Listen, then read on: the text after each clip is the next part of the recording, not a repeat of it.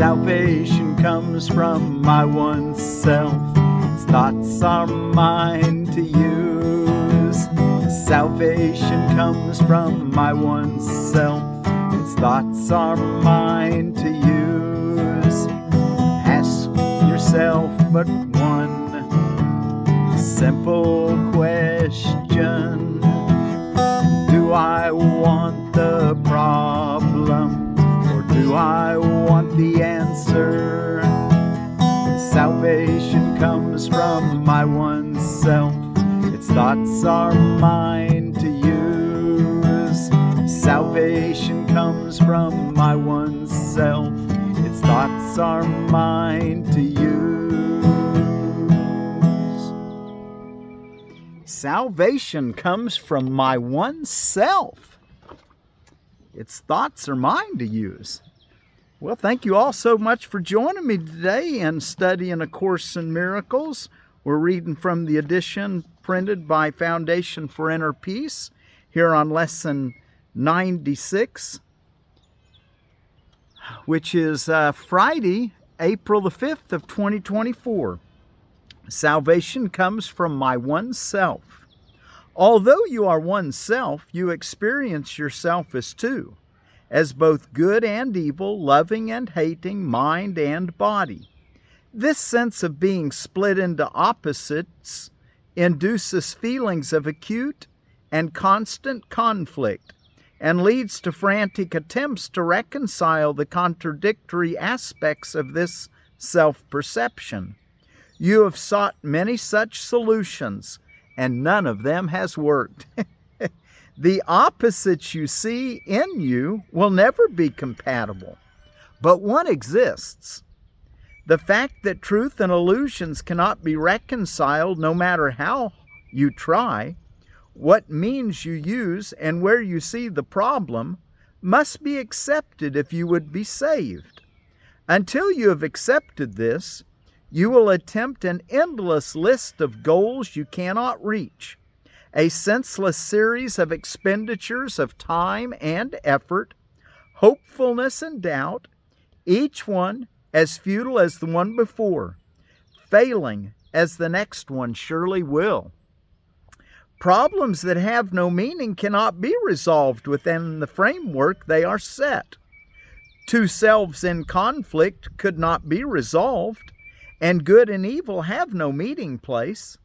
The self you made can never be yourself, nor can yourself be split in two, and still be what it is and must forever be. A mind and body cannot both exist. Make no attempt to reconcile the two, for one denies the other can be real. If you are physical, your mind is gone from your self-concept, for it has no place in which it could be really part of you. If you are spirit, then the body must be meaningless to your reality. Either the mind, or, which he also calls spirit, or the body. Spirit makes use of mind as means to find its self-expression, and the mind which serves the spirit is at peace and filled with joy. Its power comes from spirit, and it is fulfilling happily its function here. Yet mind can also see itself divorced from spirit, and perceive itself within a body it confuses with itself. Without its function, then, it has no peace, and happiness is alien to its thoughts. Yet mind, apart from spirit, cannot think. It has denied its source of strength and sees itself as helpless, limited, and weak. Dissociated from its function now, it thinks it is alone and separate, attacked by armies massed against itself, and hiding in the body's frail support. Now must it reconcile unlike with like, for this is what it thinks that it is for. Waste no more time on this. Who can resolve the senseless conflicts which a dream presents? What could the resolution mean in truth? What purpose could it serve? What is it for? Salvation cannot make illusions real, nor solve a problem that does not exist. Perhaps you hope it can. Yet would you have God's plan for the release of His dear Son bring pain to Him and fail to set Him free?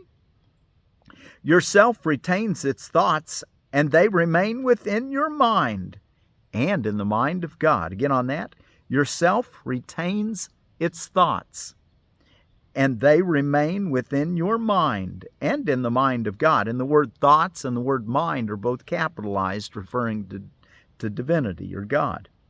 The Holy Spirit holds salvation in your mind and offers it the way to peace. Salvation is a thought you share with God, because His voice accepted it for you and answered in your name that it was done. Thus is salvation kept among the thoughts yourself holds dear and cherishes for you. And the word thoughts and self are both capitalized in that sentence. Thus is salvation kept among the thoughts yourself holds dear and cherishes for you. We will attempt today to find this thought, whose presence in your mind is guaranteed by Him who speaks to you from your one self. Our hourly 5-minute practicing will be a search for Him within your mind. Salvation comes from this one self, through Him who is the bridge between your mind and it. Wait patiently, and let Him speak to you about yourself, your real self, and what your mind can do, restored to it and free to serve its will. Again on that sentence, salvation comes from this one self through Him who is the bridge between your mind and it. Wait patiently and let Him speak to you about yourself and what your mind can do, restored to it and free to serve its will. Begin with saying this. So begin your 5-minute quiet time of every hour if you can, or at least take a moment to say, salvation comes from my one self. Its thoughts are mine to use. Then seek its thoughts and claim them as your own. And I might mention, he's talked about how that at our stage of learning, it's good for us to take short periods for 5 minutes, be truly alert, stay focused, do the best you can, but don't take a long time. But many short times help us to keep this alive and also helps us to learn to stay focused. Well, I was going to say that, find a place, you may not be able to stop during the day and take 5 minutes every hour if you're working, but you can take on your break. Maybe you can walk to your car, go to the bathroom, sit down. I've used the toilet many times for my meditations. Nice quiet place, shut the door and spend 5 minutes sitting on the stool. Or in your car. Just look for those places on those hours that you can.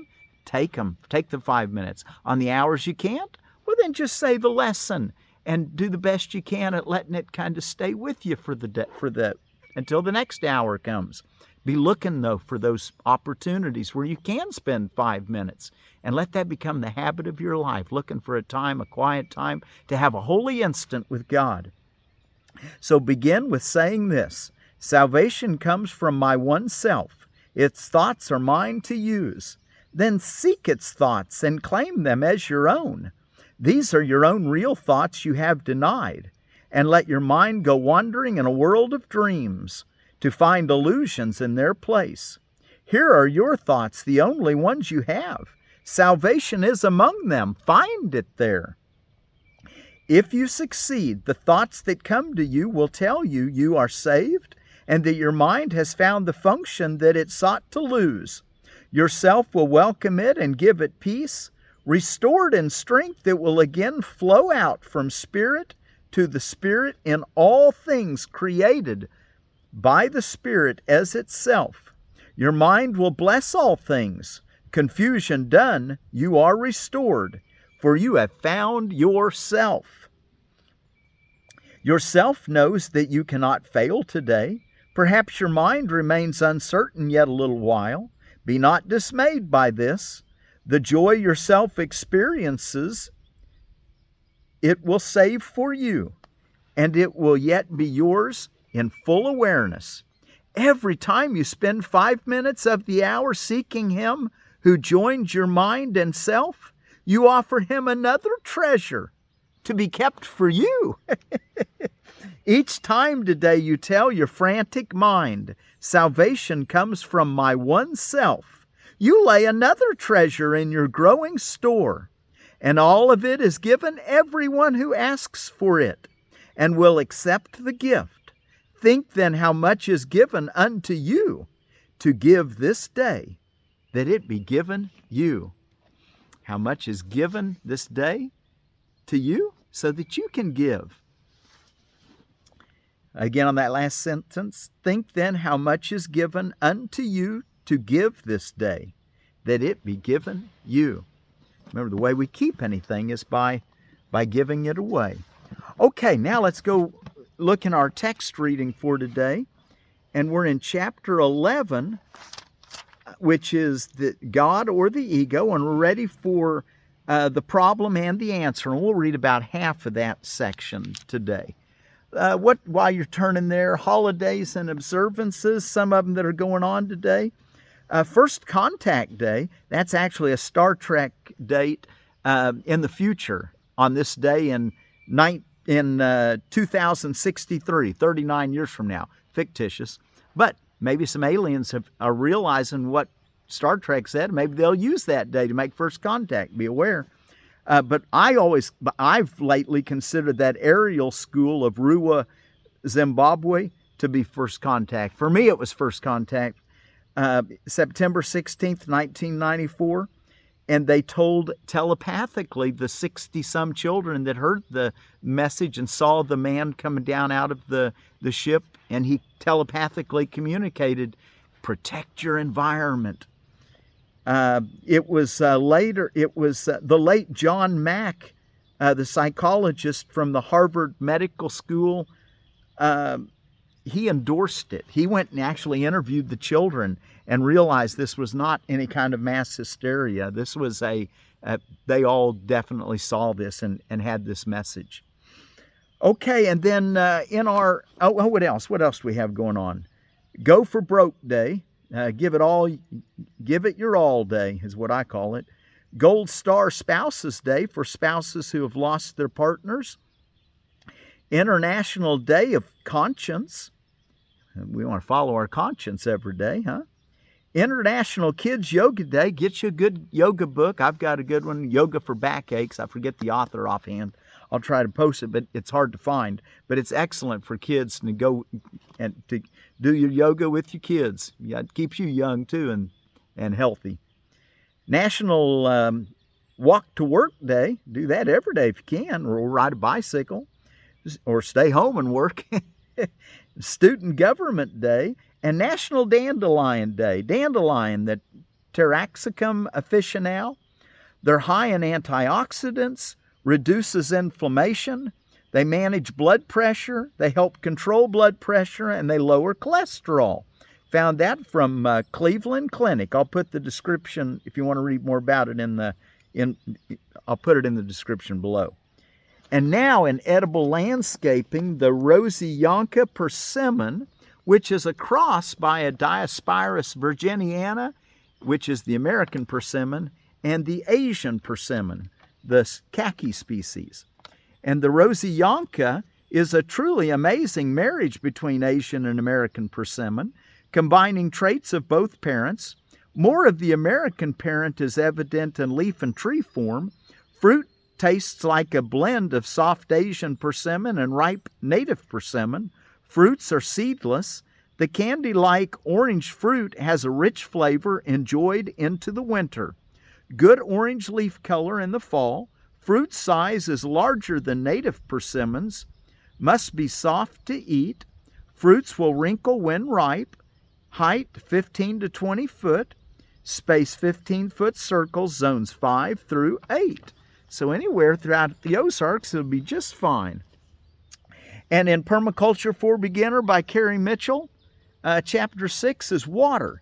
In this first paragraph, she talks about during the summer, we gradually get the most abundance from our gardens. Of course, water is needed then to achieve success. This is, of course, an ancient problem with many solutions. Our water needs revolve around permaculture infrastructure, planning for the long term, and implementing structural techniques to allow the garden to sustain itself for the most part. We'll now cover some of these infrastructures. And so over the next few days, we'll go through several different things you can do to make sure you have plenty of water for your garden. The problem and the answer, section 8 in chapter 11. This is a very simple course. And do we need to remind ourselves salvation comes from my one self? Its thoughts are mine to use. Okay, now the problem and the answer. This is a very simple course. Perhaps you do not feel you need a course which in the end teaches that only reality is true. But do you believe it? When you perceive the real world, you will recognize that you did not believe it. Yet the swiftness with which your new and only real perception will be translated into knowledge will leave you but an instant to realize that this alone is true. And then everything you made will be forgotten, the good and the bad, the false and the true. For as heaven and earth become one, even the real world will vanish from your sight. The end of the world is not its destruction, but its translation into heaven. The reinterpretation of the world is the transfer of all perception to knowledge. Paragraph 2.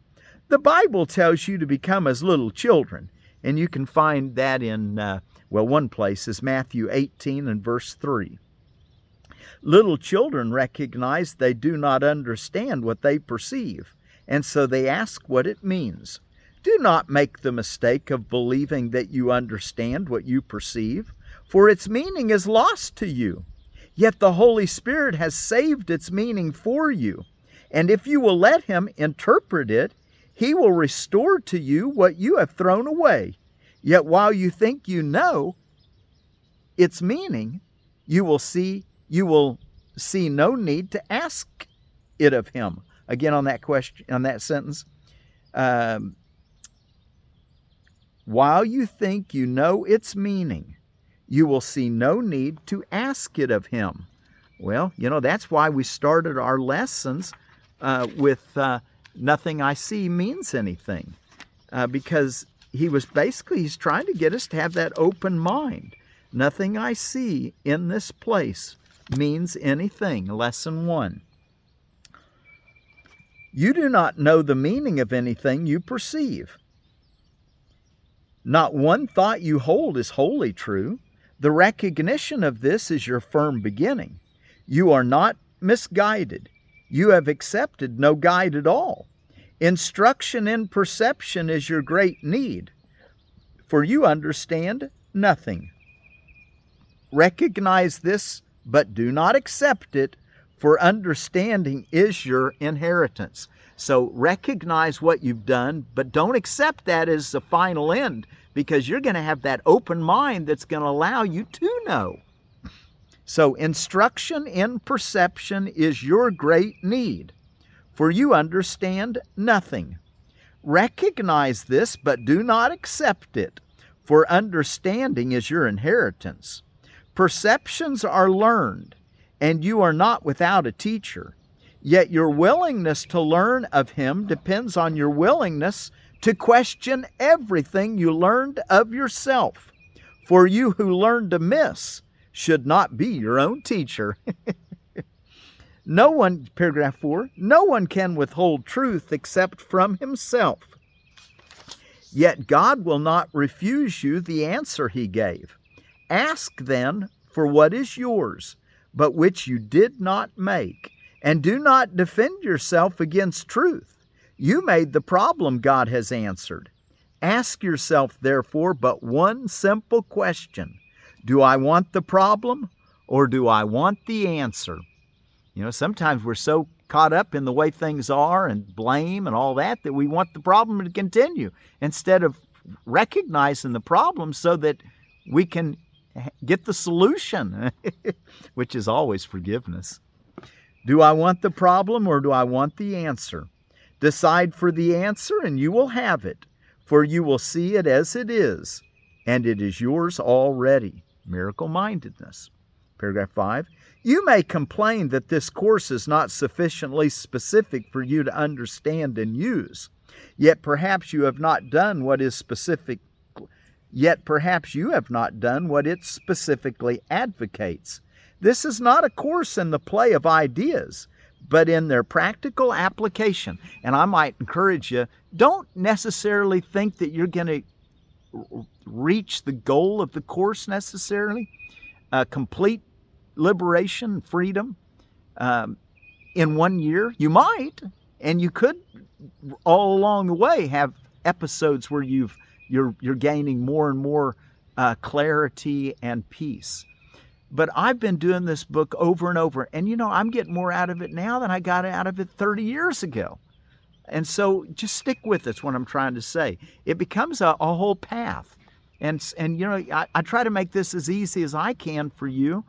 And hopefully you'll keep joining me as long as you need me. And bring your friends so that they can hear the message too. Let them start spending their journey learning this sacred way. You may complain that this course is not sufficiently specific for you to understand and use, yet perhaps you have not done what it specifically advocates. And the reason I said that about going through the course repeatedly is because every year I find like I do a little bit better on my workbook, and I get more out of it when I do it better. And that's what he's saying here. Perhaps you have not done what it specifically advocates. This is not a course in the play of ideas, but in their practical application. Nothing could be more specific than to be told that if you ask, you will receive. The Holy Spirit will answer every specific problem as long as you believe that problems are specific. His answer is both many and one, as long as you believe that the one is many. You may be afraid of his specificity for fear of what you think it will demand of you. Yet only by asking will you learn that nothing of God demands anything of you. God gives, he does not take. When you refuse to ask, it is because you believe that asking is taking rather than sharing. 6. The Holy Spirit will give you only what is yours and will take nothing in return. For what is yours is everything, and you share it with God. That is its reality. Would the Holy Spirit, who wills only to restore, be capable of misinterpreting the question you must ask to learn his answer? You have heard the answer, but you have misunderstood the question. You believe that to ask for guidance of the Holy Spirit is to ask for deprivation. 7. The little child of God, you do not understand your Father. He calls us little child of God. Isn't that sweet? Little child of God, you do not understand your Father. You believe in a world that takes because you believe that you can get by taking. And by that perception, you have lost sight of the real world. You are afraid of the world as you see it, but the real world is still yours for the asking. Do not deny it to yourself, for it can only free you. Nothing of God will enslave his Son, whom he created free and whose freedom is protected by his being. Blessed are you who are willing to ask the truth of God without fear, for only thus can you learn that his answer is the release from fear. And the last paragraph we'll read today, 8. Beautiful child of God, you are asking only for what I promised you. Do you believe I would deceive you? The kingdom of heaven is within you. That's a quote actually out of Luke 17, verse 21. The kingdom of heaven is within you. Believe that the truth is in me, for I know that it is in you. God's sons have nothing they do not share. Ask for truth of any son of God, and you have asked it of me. Not one of us but has the answer in him to give to anyone who asks it of him. Okay, now let's go back and just take a little short review of our lesson 96, and we'll start our 5-minute practices with the idea salvation comes from my one self. Its thoughts are mine to use. Then seek its thoughts and claim them as your own.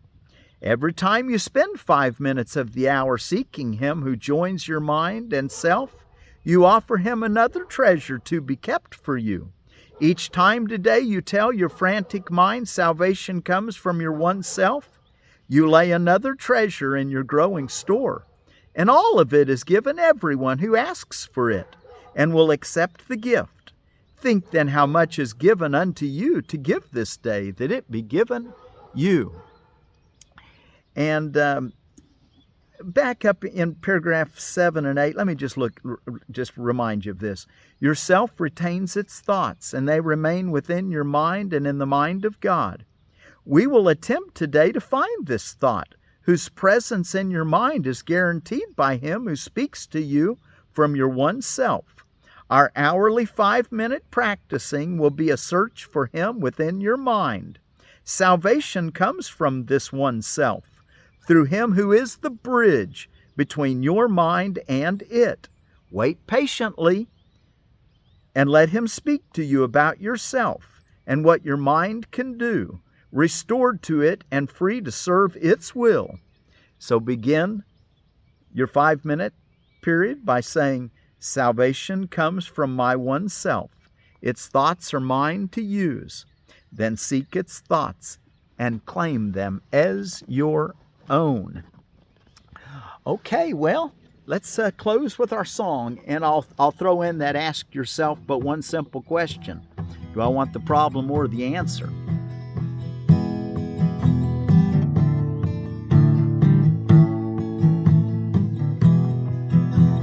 Salvation comes from my one self. Its thoughts are mine to use. Salvation comes from my one self. Its thoughts are mine to use. Salvation comes from my one self. Its thoughts are mine to use. Ask yourself but one simple question. Do I want the problem, or do I want the answer?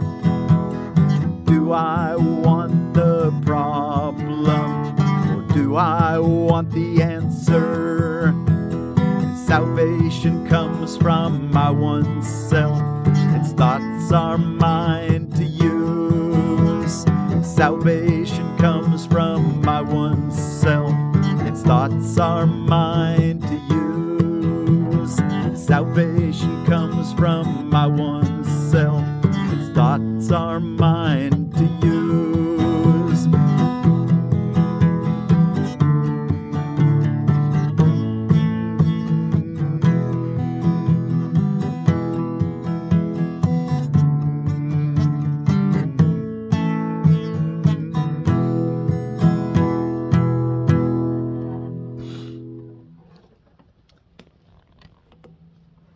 Thank you all so much for joining me today.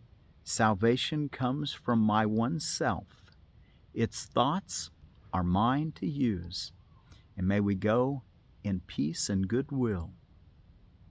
Share this idea with yourself and with everyone. Salvation comes from my one self. Its thoughts are mine to use. Peace.